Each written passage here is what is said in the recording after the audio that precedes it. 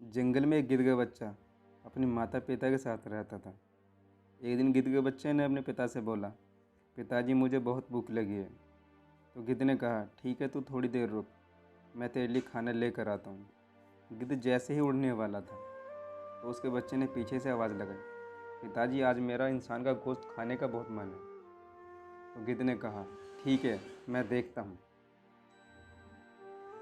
बस्ती के पास पहुंचकर गिद्ध काफ़ी देर इधर उधर मंडराता रहा पर उसे कामयाबी नहीं मिली।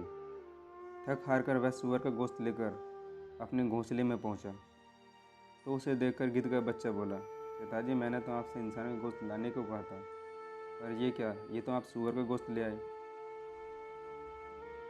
पुत्र की ये बात सुनकर गिद्ध झेप गया और बोला, ठीक है, तू थोड़ी देर और रुक, मैं फिर से कुछ जुगाड़ करता हूँ। उसने इधर उधर बहुत खोजा पर उसे कामयाबी नहीं मिली। अपने घोंसले की ओर लौटते समय उसकी नज़र एक मरी हुई गाय पर पड़ी। उसने अपनी पैनी चोंच से गाय के मांस का टुकड़ा उठाया और अपने घोंसले में जा पहुंचा।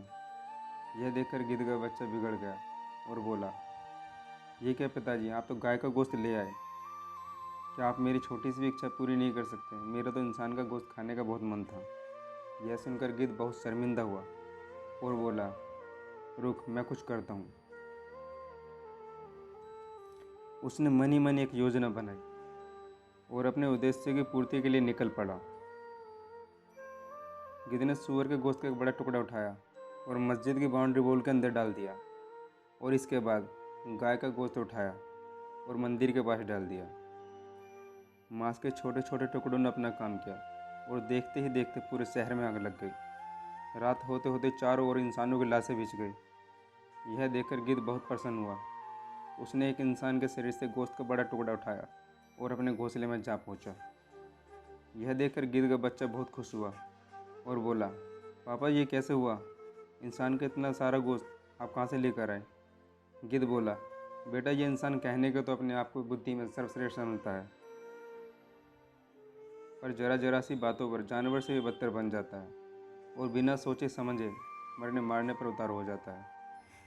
इंसानों के वेश में बैठे हुए अनेक गिद्ध ये काम सदियों से कर रहे हैं और मैंने उसी का लाभ उठाया और इंसान को जानवर के गोश्त से जानवर से भी बदतर बना दिया।